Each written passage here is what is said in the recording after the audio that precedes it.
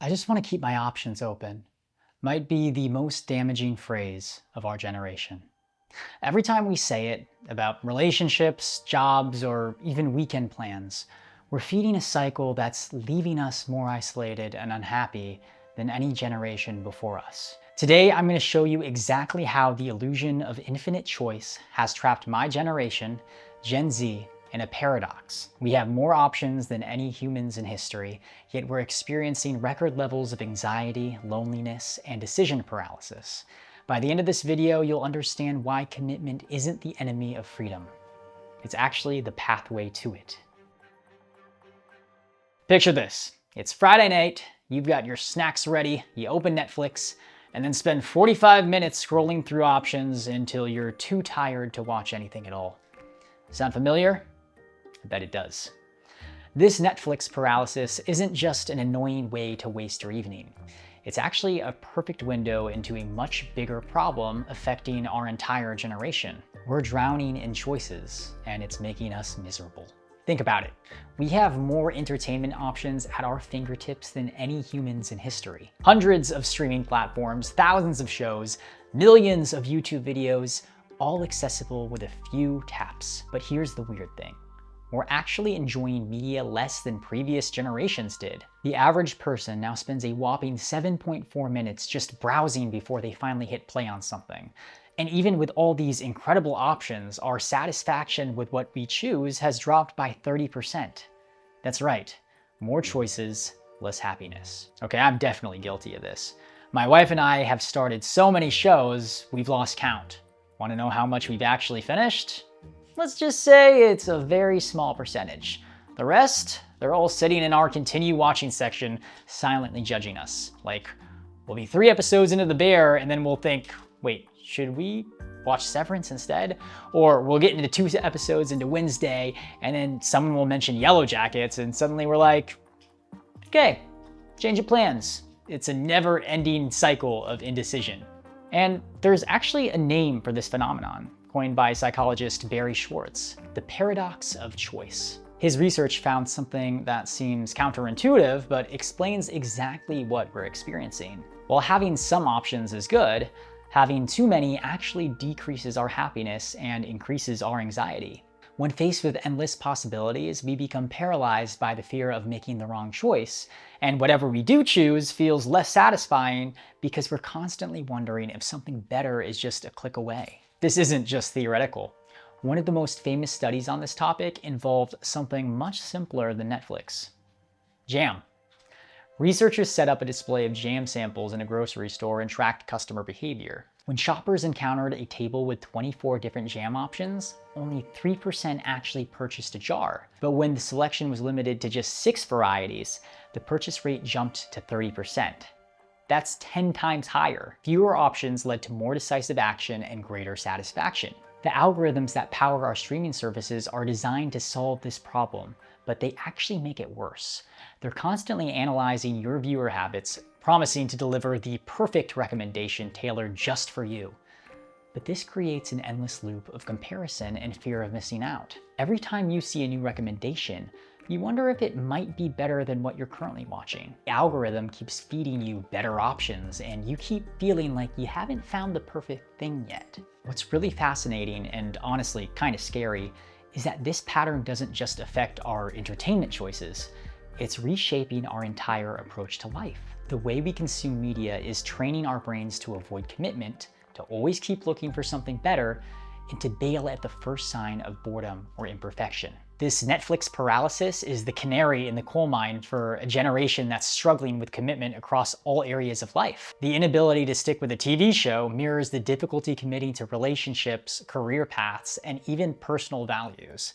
We've become so accustomed to endless options that we've forgotten how to choose something and stick with it.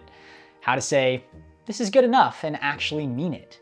If you think deciding on a Netflix show is hard, imagine what happens when the endless scrolling affects your romantic life. The same generation that abandons TV series after 2 episodes is now trapped in relationship purgatory, unable to commit to a single person when hundreds more profiles await with just 1 swipe. Welcome to the era of the situationship. Have you ever noticed how many people you know that are in these undefined, uncommitted, almost relationships. These situationships have become the default setting for an entire generation.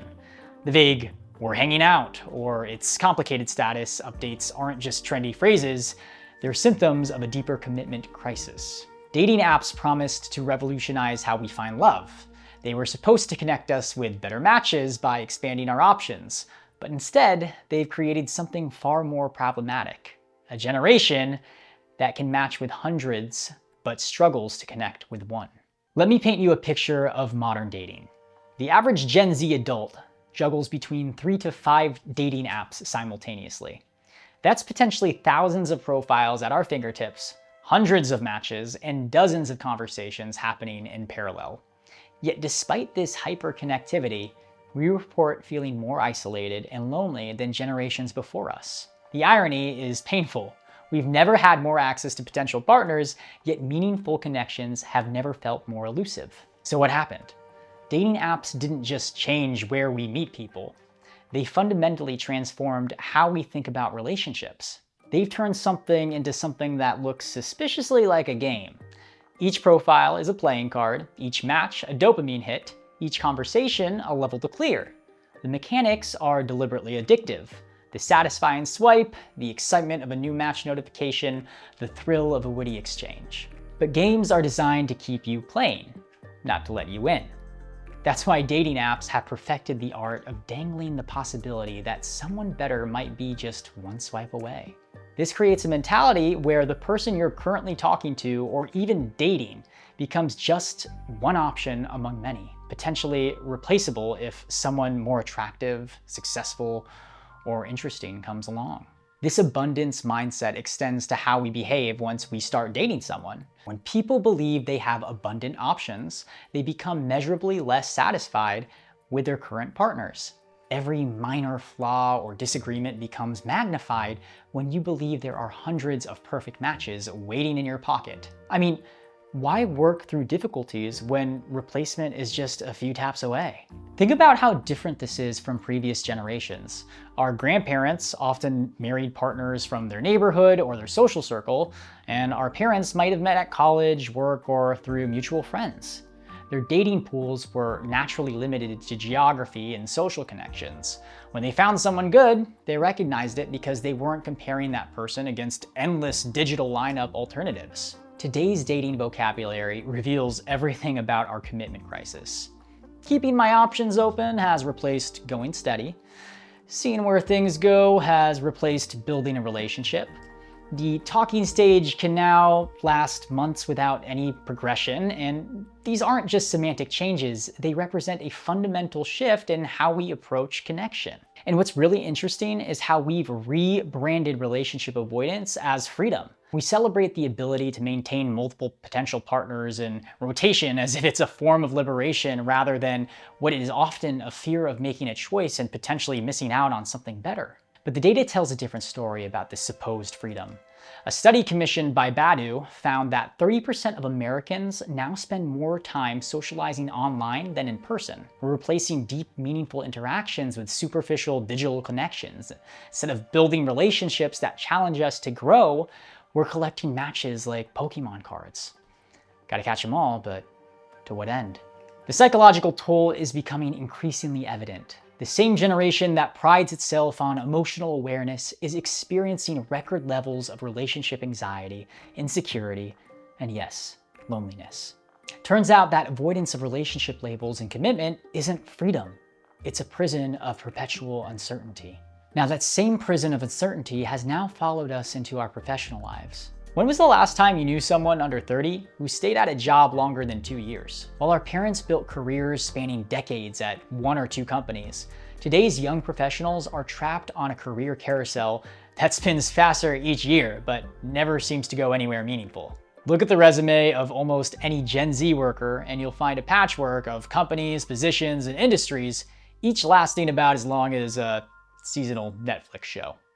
The modern professional's journey resembles more of a sampler platter than a focused meal. We're job tasting rather than career building. What's fascinating is that despite having unprecedented freedom to explore multiple career paths, Young professionals are experiencing historic lows in job satisfaction. A staggering 70% report feeling unfulfilled at work. The very freedom that was supposed to lead to better matches and greater happiness has instead created a generation of perpetually dissatisfied workers constantly looking over their shoulder for the next opportunity. Think about what happens when you start something new, whether it's a job, a hobby, or a relationship. There's that initial learning curve where everything feels exciting but challenging.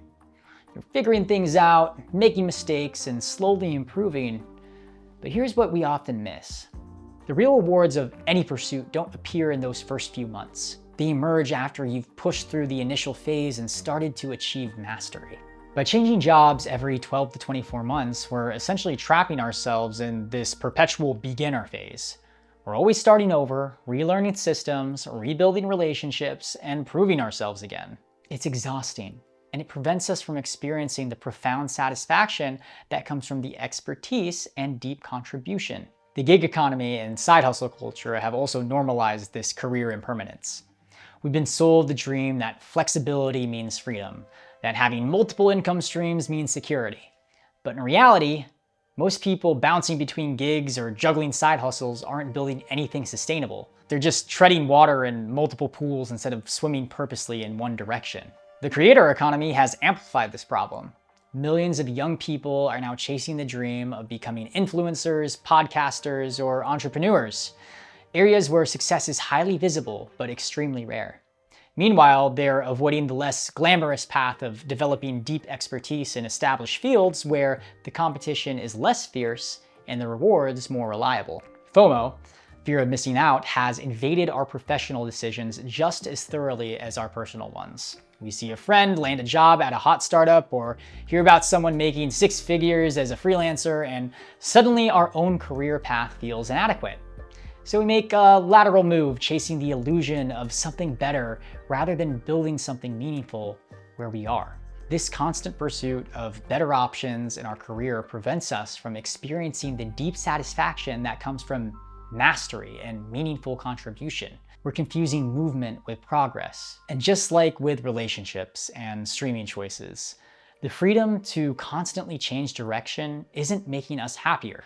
It's making us anxious, unfulfilled, and ironically, less free. So here's what I've discovered. The real magic in life doesn't come from endless scrolling and keeping our options perpetually open. It comes through commitment. The best things, careers, relationships, skills, compound over time like interest in a bank account. My own journey is proof of this. I've been with my wife since freshman year of college, and after nearly 2 years of marriage, I can tell you that limiting my options wasn't a sacrifice. It was the door to something deeper. So here's where you can start. Make clear commitments in your daily life. When a friend asks to hang out, give them a specific day and time instead of a vague maybe. Choose one Netflix show and actually finish it. Pick a skill and practice it consistently rather than dabbling in 12 different hobbies. Life's too short to have to commit to things that matter. Remember, freedom isn't about avoiding commitment. True freedom comes from finding the right things to commit to and letting those choices compound into something meaningful. The path to happiness isn't more options. It's better commitments.